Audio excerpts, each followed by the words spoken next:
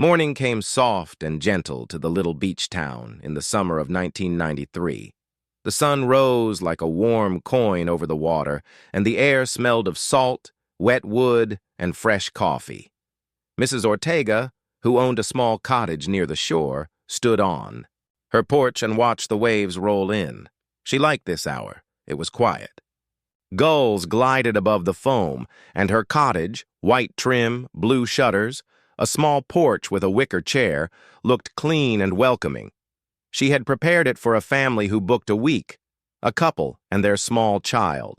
She had placed fresh sheets on the beds, a vase with 3 wildflowers on the table, and a handwritten note that said, "Welcome. Make yourselves at home." The family arrived just before noon. Their car was small but neatly packed. The father, Arjun, stepped out first and offered a polite smile. The mother, Lena, followed, carrying a bag with careful hands. Their little boy hopped out, excited by everything: the porch steps, the smooth railing, the distant sound of waves. "Please, call me Mrs. Ortega," the owner said, shaking hands. She showed them the cottage, the sunny kitchen with a kettle, the small living room with a radio, the 2 bedrooms with patchwork quilts. Arjun noticed a simple film camera on the table, a kind gesture from Mrs. Ortega for guests who forgot theirs, and thanked her. They settled in gently, like a page laid flat in a book. From that first day, the family kept a calm routine. In tea. The morning, they walked along the waterline and let the cold foam wash over their feet. The boy found shells and held them up like treasure. At midday, they returned to the cottage, washed the sand from their ankles at the outdoor spigot, and ate a simple lunch. Sometimes they bought fresh bread from the tiny bakery on the corner, the one with a bell on the door. Sometimes they made tea and sat at the table near the window. In the late afternoon, they built small sand castles that melted with the tide, and in the evening, they watched the sky turn from gold to pink to deep blue. Arjun took photos with the film camera, the boy laughing, Lena's hair moving gently in the breeze, the cottage steps with a shell on the railing, the line of gulls standing at the edge of the moving sea. Mrs. Ortega had seen many families come and go over the years. Some were loud, some careless. This family was quiet and tidy. They returned the books to the shelf, put cups upside down to dry, and folded the blankets after sitting on the porch.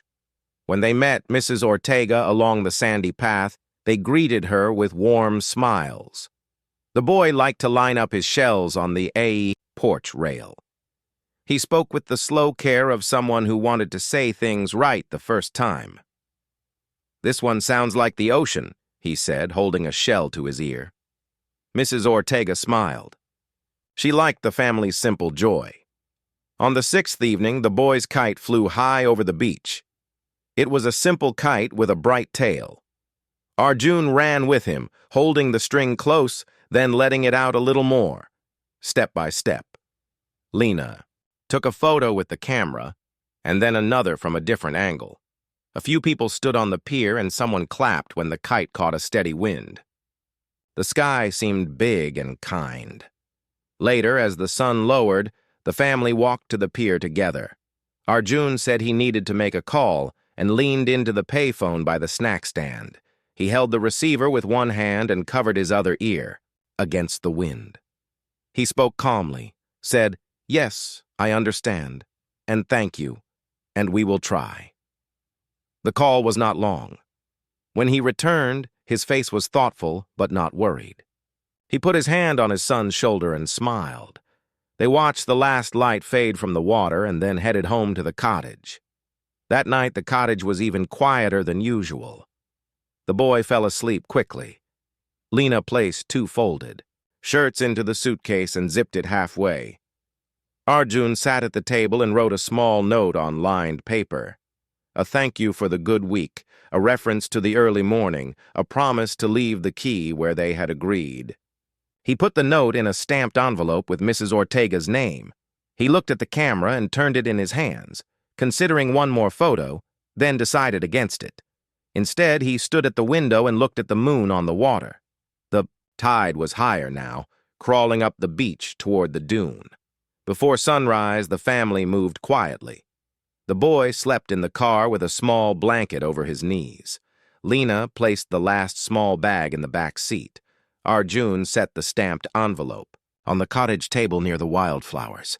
He picked up the shell from the porch rail and, with a little smile, placed the house key beneath it, just as he had promised Mrs. Ortega on the first day. The air was cool. A breeze ran through the open porch door and brushed the table inside. The petals of the wildflowers moved, and the envelope shifted a fingertip's width. Then a little more.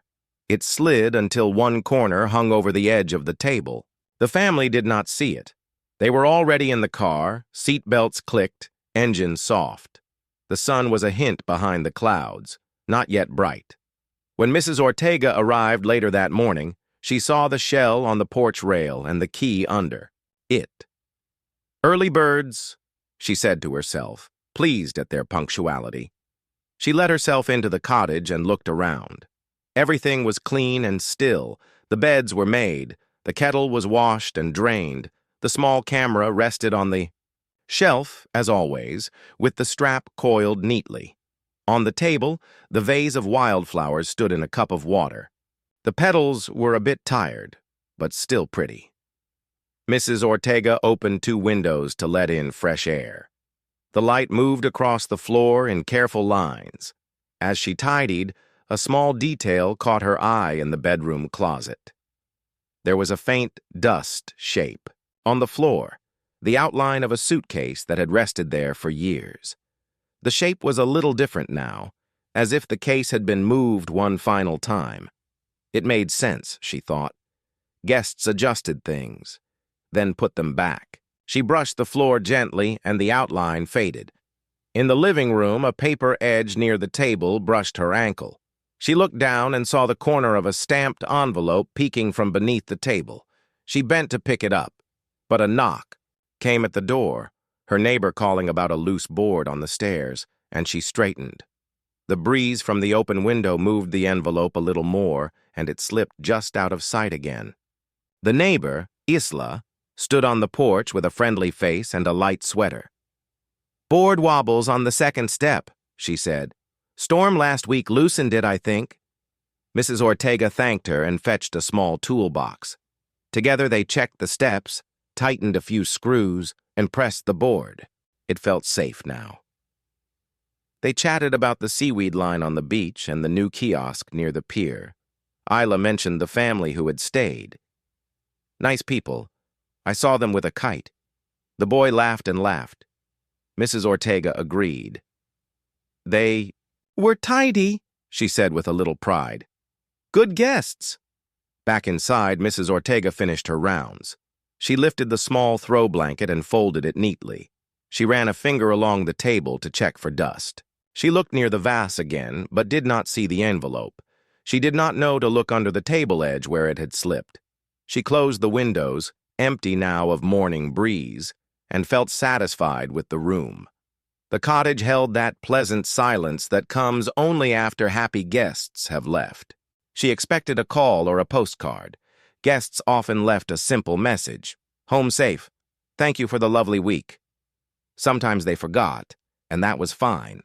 She wrote the family's name in her little ledger and marked the cottage as ready for the next booking. The afternoon passed as usual. A delivery truck rattled by. A dog barked twice. The sea pushed and pulled at the shore with its steady voice. Days turned into a week, and there was no call. Mrs. Ortega thought of the boy's smile and the parents' calm eyes. "They will write," she said to herself. Another week passed. The mailbox brought bills, a flyer for a local festival, and a letter for her cousin in a town 2 hours away. But nothing from the family in the cottage. She shrugged and moved on with her tasks. The cottage would welcome the next guests. The sea would continue its patient work. She told herself not to wonder too much, but small towns have their own way of holding a story. One afternoon at the bakery, a woman who had seen the family on the beach said, "They left early, didn't they?" Another person added, I heard something about a call on the pier. A third person said, maybe they forgot to pay for something. None of this was unkind. People were just curious and liked to talk. A simple fact, a family left early and did not call, grew into a question. The question grew into a little tale told to weekend visitors who asked about the area. Did you know, someone would begin, there was a family who vanished from a rental years ago? The word vanished made it sound big and strange, even though nothing truly alarming had happened. Mrs. Ortega did not enjoy the tale. She knew it made more of the moment than it deserved. When asked, she only said, they were polite, they left early, and they left the key. I hope they are well. She had seen many seasons. She trusted that people's lives were full and private, and sometimes threads simply broke. And yet, late at night, while checking the booking book, she sometimes looked up and pictured the family standing at the water's edge, sunlight on their faces. She imagined a letter on the way, delayed by a wrong zip code or a misread street name. She imagined a message trying to find her across the quiet distance between people who meant well. Summer shifted to autumn. The town grew less crowded. Kites came Dyer felt taller as the wind cooled. The sea gave a warning before the storm came. For a few days in early autumn of 2023, the wind had a new edge, and the gulls flew lower as if they were reading a sign no one else could see. The town listened to the weather report on small radios and phones. People brought in porch chairs and rolled up their awnings. Mrs. Ortega checked the cottage like she always did. Windows latched, porch light fixed, steps steady, gutters clear. She pressed her palm against the wood rail and felt how it had soaked up years of sun and salt. Hold together, she said, like a quiet wish. At night, the storm arrived. It did not shout at first. It pushed, paused, then pushed again. Rain. Tapped, then drummed, then turned into a steady sheet. The sea rose and shouldered the beach, pulling at the edges of the dunes. The cottage stood small and brave, as it had for decades. The porch creaked in the gusts. The steps knocked softly against their nails. Mrs. Ortega sat by her front window in her own house, a few streets inland, and watched the dark outline of the shore. She thought of all the families who had sat on that porch, sipping tea, watching, the calm. She thought of the family from 1993. She wished safety over the cottage and over everyone on the coast. The morning after the storm, the town stepped out into air that felt scrubbed clean. The sky wore a pale blue. The sand lay in new shapes, as if a careful hand had smoothed it and left faint lines. A few boards from old walkways had shifted. Seaweed formed long green ropes along the high water mark. People checked each other's houses and porches, calling out that they were fine, passing tools and warm flasks between neighbors. The town had done this many times. They moved like a team that did not need to speak much to know what to do. Ben Collins, a park ranger with quiet eyes and sun-browned skin, walked the stretch of shore near the cottages. He carried a small clipboard and a multi-tool. He checked the dunes for weak spots and the walkovers for loose planks. When he reached Mrs. Ortega's cottage, he saw her already at the steps with her small toolbox. "Morning, Ben," she said. "I think the second board is loose again. Let's have a look," he said. He pressed his foot on the step. It rocked a little. He crouched, tested the screws, and nodded. "We'll tighten this.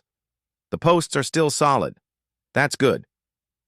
They worked side by side with small, sure motions. Ben held the board in place while Mrs. Ortega turned the screws. The porch gave a soft, thankful sound. They checked the rail and the beam that ran under the edge. "Storm pulled some sand from under here," Ben said, leaning to look beneath the porch. There was a new hollow space, clean and damp, like a shallow cave.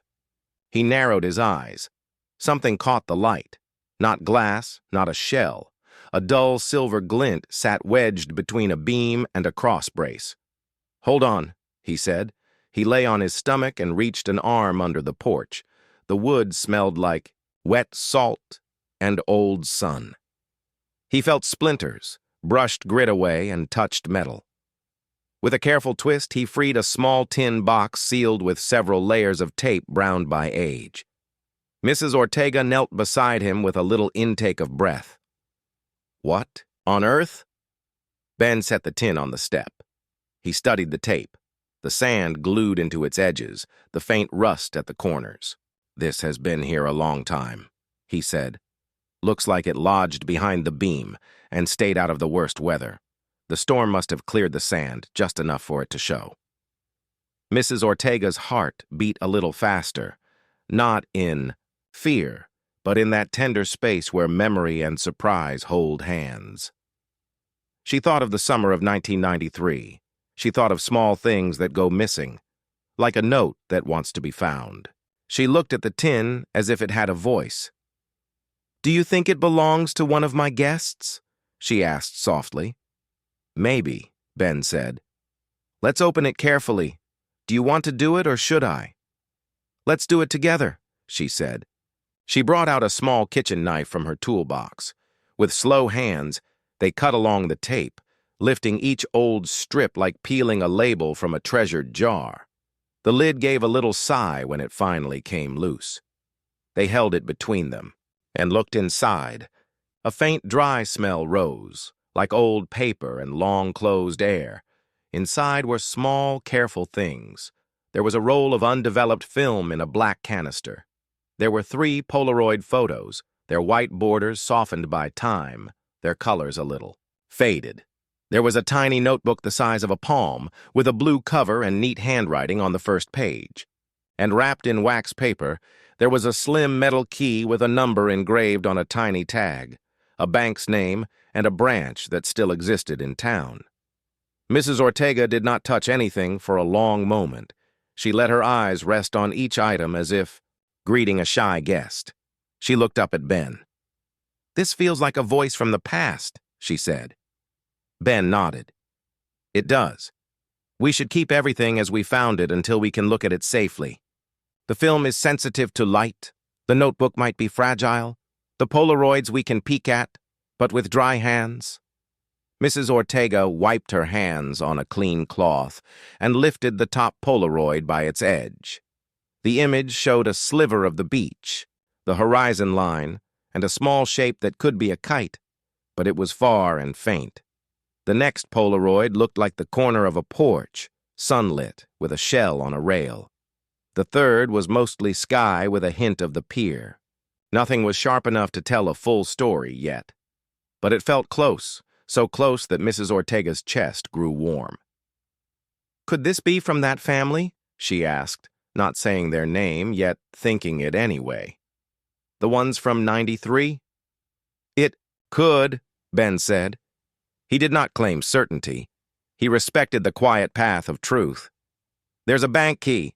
There's film. There's a notebook. Someone put these here on purpose and sealed them. Maybe they meant to return for them and could not. Maybe they wanted the box safe from damp until they came back." A voice carried down the path. "Everything all right?"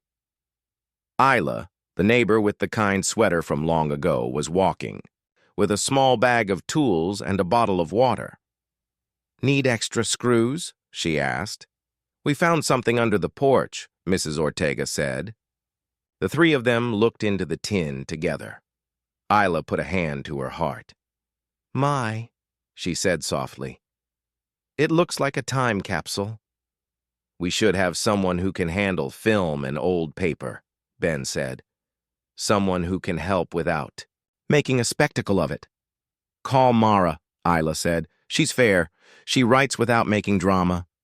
Mara Iqbal was a local reporter who liked facts the way some people like gardens, carefully tended, free of weeds, and generous to those who read them. She had once written about the town's library with such simple love that people brought extra books in for weeks. Mrs. Ortega took out her phone and called.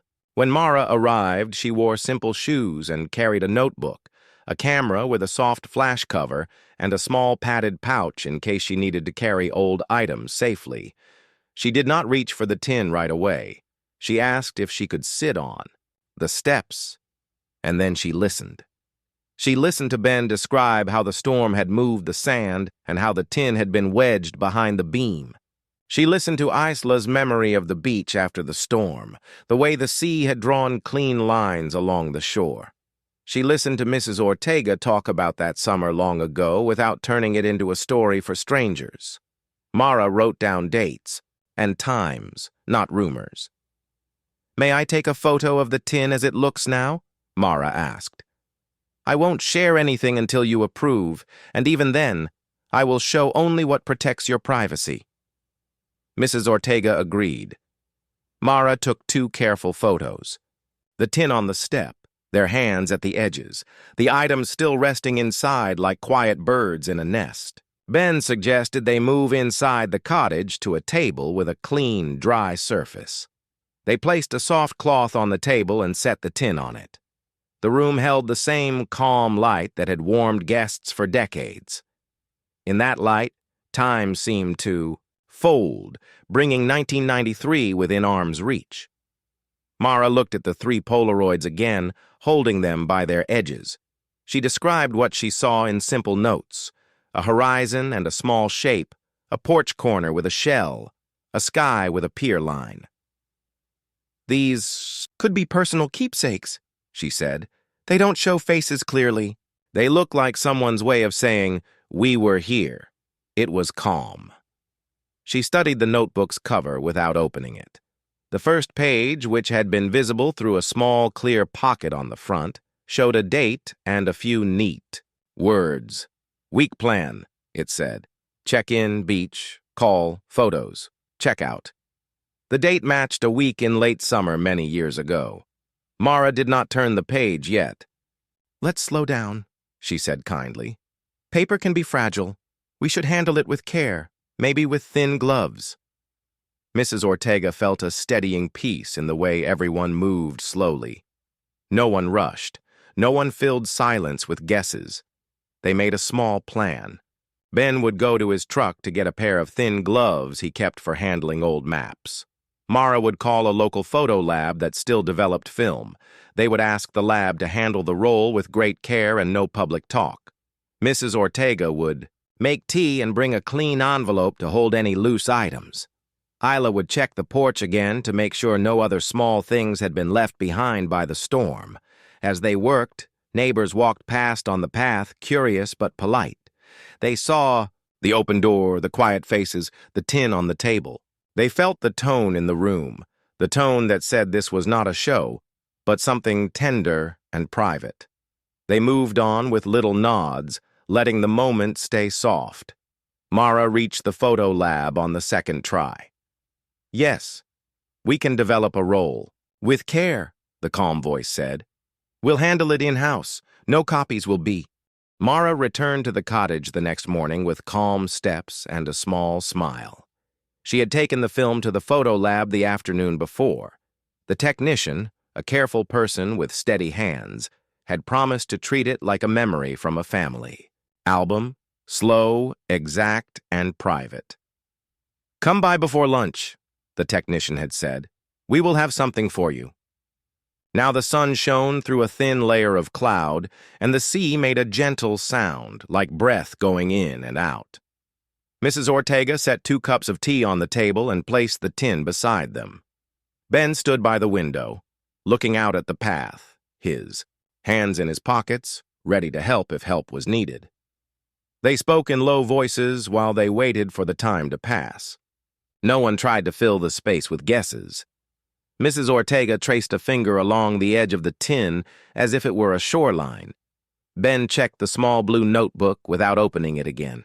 He wanted to wait for the photos. Sometimes images open. The right door in the mind. When the clock above the shelf clicked forward, Mara stood. "I'll go now," she said. "I will come back with whatever is ready." She took a soft pouch for the photos and left the cottage, her steps quick, but not rushed. The town was quiet as she walked.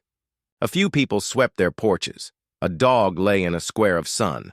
A shopkeeper set a basket of fresh rolls on a small table outside his door. At the photo lab, the technician looked up with a kind face and lifted a simple envelope. "We were able to develop the roll," they said. "The negatives are clear. We made prints.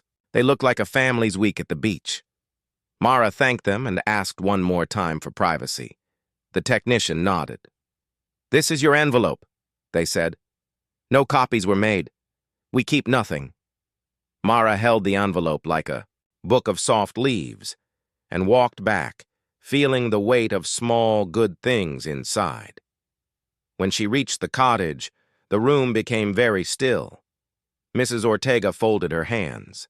Ben stood a little closer to the table. Mara slid the photos out one by one and set them down. The first image showed the shoreline early in the morning. The waves were long and low. A small child stood ankle-deep in the foam, looking down as if speaking to the water. His face was not sharp, but his posture held a simple joy. The second image showed a sand castle with a soft wall and a little stick flag. A hand, maybe the father's, pointed to a curve in the sand. A gentle lesson about shape and tide. The third image showed a thin kite tail high in the sky, a bright line against a pale blue. The people holding the string were not fully in the frame, just a hand, a sleeve, a sense of motion. They turned over another photograph, and all three took a small breath at the same time. It showed the cottage door at sunset. A paper square was taped to the wood with 2 pieces of neat tape. The words were simple and large enough to read, "Thank you for the safe week." The light made the letters glow softly. On the porch rail, the familiar shell sat above the place where the key would be. The picture did not feel like a staged thing. It felt like a true goodbye. The next image was the pier in late light, the horizon a straight line, and 3 silhouettes, standing together, 2 taller shapes and 1 small one between them. The small one's head tilted up. One of the taller shapes leaned down a little. It was a perfect shape of a family that had found calm. Mrs. Ortega touched the white border and smiled with her eyes. "They were happy," she said softly. "They were kind." The last image on the roll surprised them. It was not of the beach. It showed the corner of a table with a stamped envelope and a pen beside it. Someone had taken a close picture of the envelope as if to remember a promise. The name Mrs. Ortega was clear on the front in neat handwriting. The angle showed a little curve in the paper where the corner lifted from the table, as if a breeze were already touching it. Ben and Mara looked at each other. They did not need to say the thought that rose in both their minds. The envelope had existed. It had been addressed. It had been part of the plan. Mara set the photos in a neat row and reached for the small blue notebook. "Shall we see what it says?" she asked. Mrs. Ortega nodded, and Ben slipped on the thin gloves again. He opened the cover slowly. The first page had a date in late summer of 1993, written in straight, careful letters. Below it was a simple list. Check-in, Saturday afternoon. Beach, walk, shells, call home. Kite at sunset, Tuesday, bakery, fresh rolls, Wednesday, pier, photos, Thursday, call from embassy, new window. Leave early Friday morning, leave key under shell, mail letter plus extra cleaning cash. The words were gentle, not full of worry. They were practical and clear, like a grocery list that keeps a week in order. Next to kite at sunset, a small drawing of a triangle on a tail made Mrs. Ortega smile. Next to leave key under shell, a soft pencil drawing of a shell rested in the margin. Ben turned the page. A small pocket had been glued to the inside of the back cover. In it were 2 paper slips folded twice. He lifted them with care and laid them on the cloth. One was a small taxi receipt with a date that matched the notebook. It showed a pickup near the pier just after dawn and a drop-off at the airport road. The other was a printout with thin blue lines, the kind old travel desks used. It showed 2 adult names and 1 child, a flight number, and same-day departure. There was a faint stamp in the corner from an airline counter. No destination was shown, just the next big city and a transfer note. Mrs. Ortega held her breath. She felt the quiet spaces of the last 30 years fill with simple human steps. A call that changed a plan, an early taxi, a flight that required quick packing, a family moving with care. She set her hand flat on the table and let out the breath slowly. They were on their way to handle something important, she said. They did not run from trouble. They ran toward responsibility. Mara wrote in her notebook. But she did not hurry. She looked at the taxi receipt again and then at the line in the little book. Call from Embassy, new window. She thought of the year 1993. Many people did not have mobile phones then.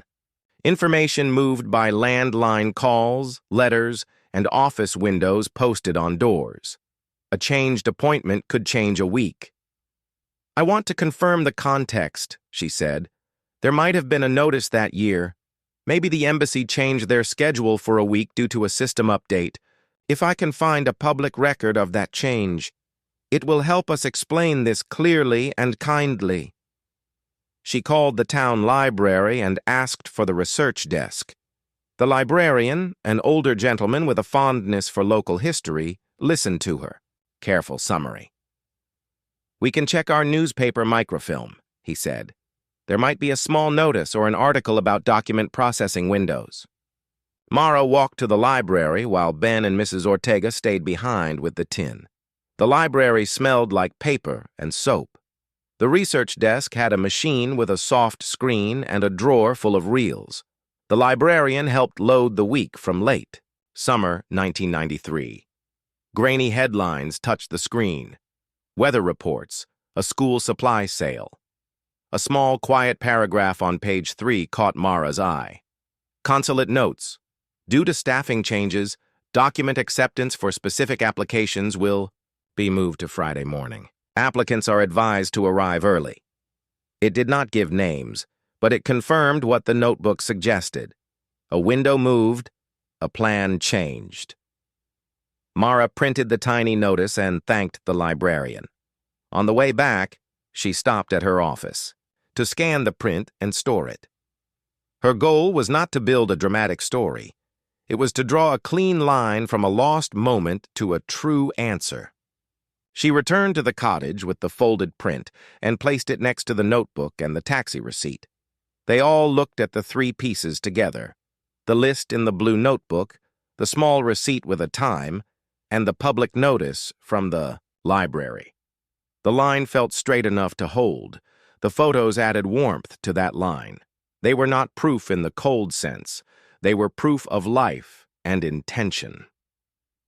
The note on the door in the sunset photo said what words sometimes cannot. Thank you for the safe week. We were here. We were grateful. What about the letter? Ben asked gently. We see the envelope in the photo. We see the line, mail letter plus extra cleaning cash. We do not see the letter in the tin. Mrs. Ortega nodded. She looked around the cottage as if the walls might answer. I remember a corner of paper brushing my ankle that morning, she said. I meant to pick it up. A neighbor knocked about a loose board. When I turned back, I did not see it. I opened windows. The breeze was strong. A simple thing can slip. Mara looked under the table edge and ran a hand along the underside gently. Nothing was there now. Years of sweeping and moving furniture had changed the room. The envelope could have slid into a thin gap or been moved during a cleaning long ago. The storm had already returned one hidden thing. It might return another, or it might not. Even so, the truth did not feel far anymore. We can still follow the thread, she said. There is a bank key. There is a date. There are records. Mrs. Ortega lifted one of the family's photos. Again. She held the silhouette of the three figures at the pier. The little one's head tilted up to the taller shape. She thought of goodbyes spoken in soft voices, of a promise to write, of a letter that tried to reach her. Her eyes warmed, but she did not feel sad. She felt thankful for the simple things that had survived: a roll of film, a small notebook, a taxi receipt, a kind line in a newspaper, a porch looking exactly as it did then. They made a plan for the next steps. Ben would call the bank's main branch and would explain that the key was foul. Ben made the bank call first thing the next morning. He stood on Mrs. Ortega's porch with his phone to his ear, the tin on the table beside him, the small key wrapped in wax paper in his palm. He spoke in the calm way he used with people who were guarding something important. "Good morning," he said. "My name is Ben Collins. I work along the shoreline.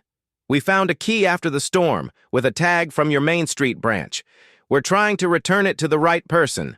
I'm not asking for private details, only to know if there is a note on the account or if a general status can help us get it back where it belongs." The bank manager asked for the tag number. Ben read it. There was a pause, the kind of pause that means a careful person is checking a careful system. "Mr. Collins," the manager said at last, "I can confirm simple facts. This number is from a safe deposit box that was rented briefly in late summer of 1993. It shows as closed within 2 weeks. There is a record of a courtesy letter we mailed afterward because a key was not returned in the usual way. That letter came back to us as undeliverable. Our note says, 'Mailbox issue reported. Will hold if customer returns with ID.' There are no names I can share, but I can place a message in our system. If anyone with the right ID asks about this old box, we will tell them their key has been found at a local property and is safe." "That is perfect," Ben said. "Thank you for being kind and precise." He shared the update with Mrs. Ortega and Mara at the kitchen table. Sunlight lay across the cloth like a soft path. "So a letter really did try to find you," Mara said. "It missed because of a mailbox problem. The bank noticed it too." Mrs. Ortega nodded and her eyes went soft with relief. "I always felt the gap was small," she said. "Now we can see its shape." Mara suggested one more stop before lunch. "Let's visit the post office," she said. "Maybe someone remembers the storm damage that summer. Even if there are no papers left after all these years, a memory can guide us." The town post office was a low building with a bright flag and a quiet bell on the door. Inside, there was the clean smell of paper and ink. Behind the counter stood Mr. Decker, a clerk who had worked there a long time. He wore a shirt with straight sleeves and had the kind of face that holds a lot of dates without needing to write them down. Mara explained gently. A storm had uncovered a tin at the cottage. They were following a thread from 1993. And a bank record mentioned a returned letter due to a mailbox issue. Mr. Decker leaned back a little and touched his chin. 93, he said, and his voice turned toward the past. "We had a rough blow late that summer. I remember a repair run we did on the street by the shore. A few porch boxes had loose panels. If a thin envelope slid into the gap, it could fall down inside the wall or under the porch boards. We tried to collect stray mail and redeliver, but storms can hide things. We kept a small bin for undelivered local mail for a while. It wouldn't be here now," he added, honest and kind. "But the story fits. A letter could have slipped and waited where no one thought to reach." "Thank you," Mrs. Ortega said. "It helps to know I did not imagine the breeze and the missing piece. The town's bones remember." As they walked back, the three of them looked at the cottage with fresh eyes. The steps were steady again. The rail shone where it had been wiped. Ben took a flashlight and lay on his side by the porch. "I want to check one more time," he said. He aimed the light along the new hollow where the storm had pulled out sand. The beam ran across old wood, small knots, a rusty nail, and then a thin, dull shape caught the light the way a leaf does when you turn it just so. "There," Ben said softly. "There's something." He reached in with patient fingers and felt the edge of paper, stiff with time, but still holding. He did not pull hard. He teased it free a breath at a time, sliding it along the beam until it came into his hand. He sat up slowly and put the thing on the step between them. It was an envelope, thin and weathered, edges rough, but with enough face left to read a name. Mrs. Ortega, in neat handwriting. There was a faint, soft stamp in one corner, almost a ghost now.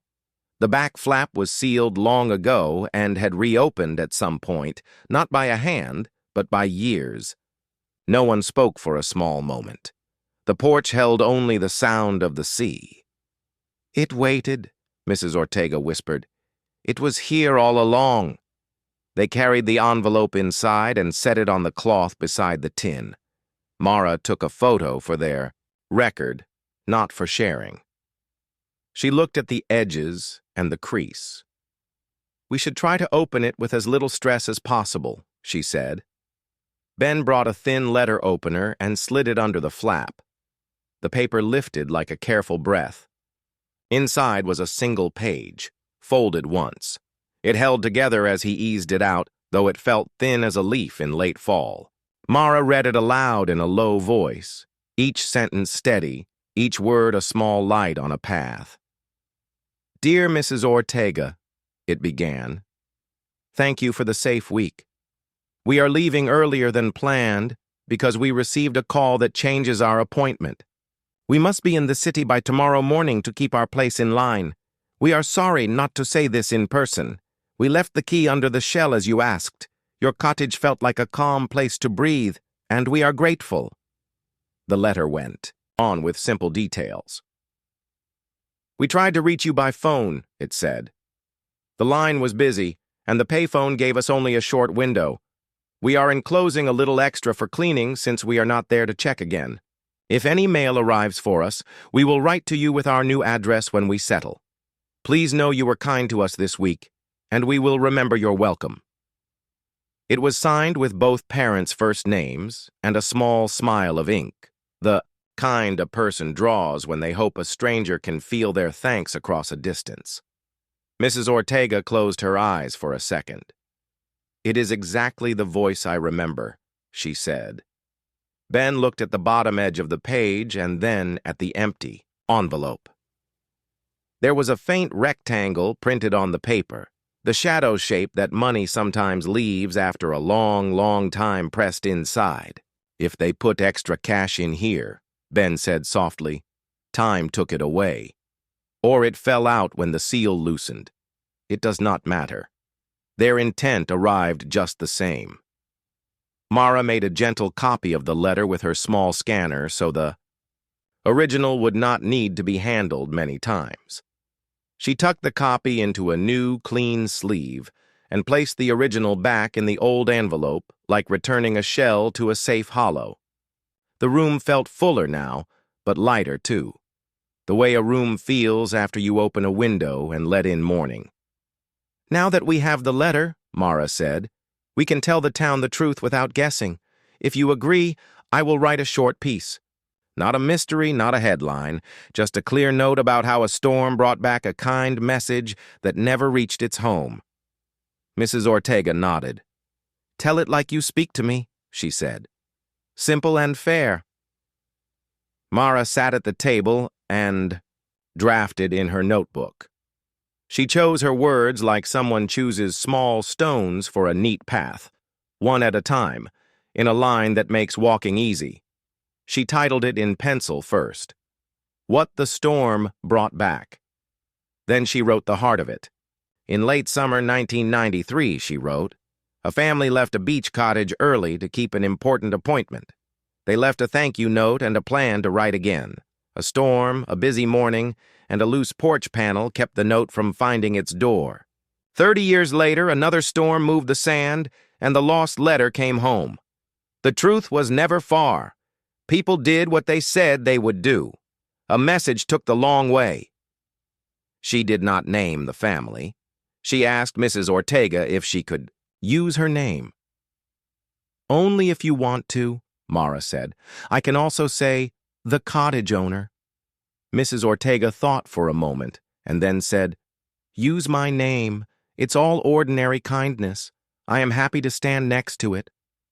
Mara added a line about Ben, calling him a ranger who sees small things, and Isla, a neighbor whose steady eyes kept the porch safe through seasons. When the draft was done, Mara read it aloud. It was short and clean. It did not lift its voice. It did not add color where color was not needed. It ended with one small sentence. Some stories are simple. They just took a long time to arrive. They all felt the rightness of it. Mara asked if she could include one photo. The sunset shot of the note on the cottage door that said, "Thank you for the safe week." It did not show faces. It showed gratitude. Mrs. Ortega agreed. Mara included the photo with a caption that did not pull at the reader, only placed the scene in time. That afternoon, Mara shared the piece with the local paper and the town website, and also printed a copy to pin on the library's community board. She asked the editor to leave comments off and to place the story under the neighbors section, instead of news. The editor said yes. It reads like a sigh of relief, the editor added. We all could use that. Before sunset, Ela brought over a plate of warm rolls and a small jar of jam. For the first calm evening, she said. She looked at the old envelope resting on the cloth and touched it with one finger, light as a feather. Welcome home, she said to the letter, as if it were a person who had knocked on the door after a long walk. People in town began to hear the new version of the old tale. At the bakery, someone said, "So that's all it was, an early taxi and a lost letter." At the pier, a person who remembered the kite said, "I always felt they were good folks." At the library, the research desk clipped the little article and placed it in a folder labeled Town Notes, Kind Things. Mrs. Ortega, too, slid in a copy of. The days after the article felt like the quiet after a long, steady rain. People in town read Mara's piece with their morning tea and let out small breaths they did not know they were holding. At the bakery, customers nodded at each other and said things like, "I remember those summer winds, and that makes sense, and I'm glad it was simple."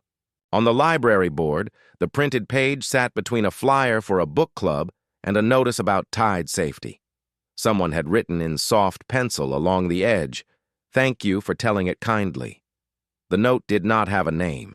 It did not need one. Mrs. Ortega moved through her days with a new ease in her shoulders. She kept the old envelope in a clear sleeve and tucked it into a small drawer near the guest books. She slipped a copy of the sunset photo, the cottage door with the taped square that said, "Thank you for the safe week," into a neat frame and hung it near the table. Beneath it, on a little card, she wrote in careful letters, "To the family from 93, thank you." It was not a plaque to show off. It was a simple marker, the way people mark the place where a kind thing happened, so it can be remembered without making a loud sound. Ben walked the bank key to the main street branch the next morning. He handed it to the manager in person and explained, with the same steady tone he had used on the phone, how they had found it and how the story had become clear. The manager listened with a serious face and then with a gentle smile. He entered a new note in their system and printed a short acknowledgement for Mrs. Ortega. Key received. If the original account holder or a verified heir asks about this box number, they will be told the key is safe at the branch. No personal details will be shared. Ben folded the paper and put it in his pocket. When he stepped back onto the sidewalk, the town already felt a little softer. It is a small thing when a loose piece fits back into its place, but small things are often the ones that let a day breathe. Isla organized a porch tea for the next Saturday. She brought a plate of simple cookies and a small jar of lemon slices. A few neighbors came by with their own cups. They did not crowd. They did not talk over each other. One by one, they told lost, then found stories from their own lives. Mr. Decker from the post office remembered a postcard that slid behind, a sorting tray, and turned up months later, still ready to travel. A teacher from the school remembered a class photo that fell behind a shelf and was found years later during a summer clean-out, making everyone laugh at the haircuts. A fisherman remembered a bracelet he found tangled in a line and returned, because of a name scratched faintly inside. No one told a story to outdo another.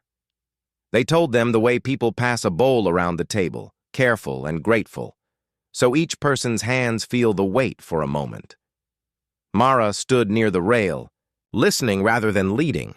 She had brought a copy of the small notice she found on microfilm, the one about the window changing that week in 1993. She did not pass it around like proof. She simply explained, when someone asked, that sometimes the clock and the calendar make people move in a hurry, and it is not drama, only life. People nodded. Many remembered such days in their own families.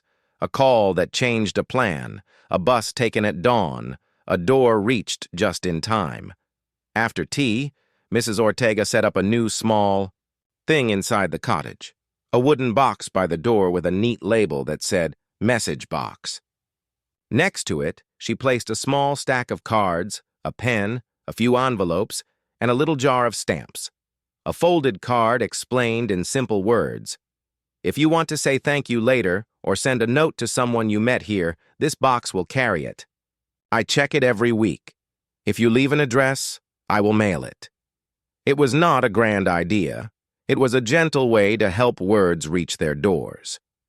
The first week, a child left a drawing of a sandcastle with, "For the next kid who comes here," written in big letters. The second week, a couple left a note for the neighbor who had shared extra sunscreen on a hot afternoon. Mrs. Ortega mailed it with a small smile on her face. The photos from the tin became a tiny album on the cottage shelf. Mrs. Ortega placed them in plastic sleeves with soft white borders so guests could look without touching the prints themselves. She did not label them with names or times. She labeled them with little feelings. Early foam at your ankles, a steady tail in a kind sky, a porch where someone said thank you. People flipped through the pages the way you turn, slow through a friend's memories. Often they sat quietly for a while afterward, as if the pictures made the day itself feel less rushed. In the weeks that followed, the story did not turn into loud attention. It turned into quiet habits. Neighbors tightened porch boards before storms without waiting to be asked. People placed a flat shell on their own rails as a small sign. "This place is safe. You are welcome. Messages belong here." The library added a new folder in the local section called Found Things. Inside were copies of Mara's article, a note about the bank key, a page from the Park Service about how storms move sand, and a little list of practical tips for protecting letters in old houses. Check under tables and along floor edges after a breezy morning. Use a paperweight for envelopes. Keep a small tray near doors for items that need to be mailed. The list was not fancy. It was useful. People like useful things. One afternoon, a father and a small boy came to the porch with a kite in a thin paper bag. The boy had the careful hands of someone who wanted to do things right the first time. He set 3 shells on the rail and lined them up as if they were small boats waiting to push off. "I heard there is a photo of a kite here," he said, half to himself. Mrs. Ortega smiled and showed him the album. He turned pages slowly until he found the sky with the bright line. He looked at it for a long time, then looked up with bright eyes. "We'll fly ours," he said. "We'll make a line, too." Later, the kite rose above the beach as if the photo had taught the wind how to be gentle. Mara wrote a short follow-up, not a new article, but a small editor's note at the bottom of the online piece. She added one sentence. "Thank you. For the kind letters that arrived after this story, many of you wrote with your own message found moments. We are saving them in a folder at the library so anyone can read them and feel less alone about small things that took the long way. That was all. The note did not invite debate. It invited sharing without noise. At times, people asked Mrs. Ortega whether she hoped the family from 1993 would see the piece and write. She always answered the same way, with a soft smile. If the message finds them, it finds them. If it does not, the message still found us. She was not being clever. She had learned over many seasons that good things have more than one home. The letter had reached her in the end. The truth had reached the town. Peace had reached the porch steps. That was enough. On a weekday morning with mild sun, Ben stopped by to check the dunes. He and Mrs. Ortega walked the small path together. He pointed out how the grass held the sand in place and how the new posts on the walkover were set a little deeper than before. "Storms teach us where to put our hands," he said. "They tell us which boards need 2 screws instead of 1. Mrs. Ortega liked that sentence. It was a good way to think about people, too. They paused at the edge of the porch. The rail held a pale shell someone had left the day before, a quiet echo of the old photo. From this angle, Mrs. Ortega could see into the kitchen where the tin now rested in a drawer lined with cloth. It was not locked away. It was not displayed. It was where you keep a family album, reachable, safe, and not the first thing your eye lands on when you walk in. She liked it that way. The tin did not want to be a show. It wanted to be a bridge that had already been crossed.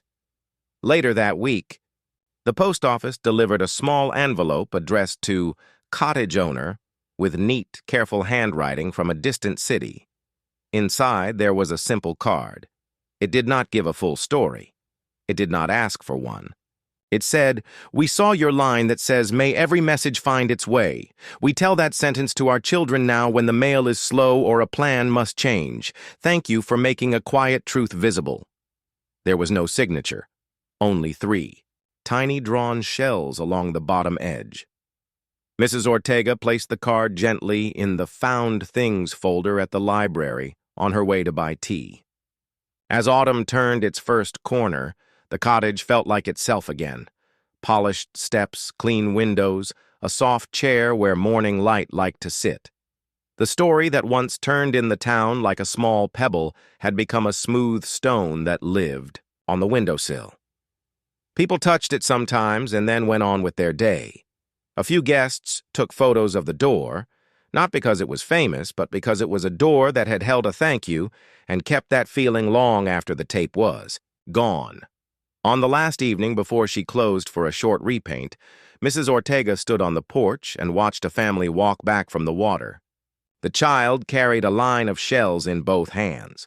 The grown-ups walked on either side, their conversation a low murmur, their steps easy. The sky shifted from gold to soft rose. A gentle wind moved through the tall grass and tapped the porch, rail like a friendly finger. Inside, the kettle clicked and began to whisper. She stepped in, poured a cup, and set it near the framed sunset photo. For a moment, she simply stood and looked around the room. The simple chair, the small table, the neat curtains, everything in its place. On the table ready, a pen that wrote smoothly, a tiny dish with stamps that looked ill.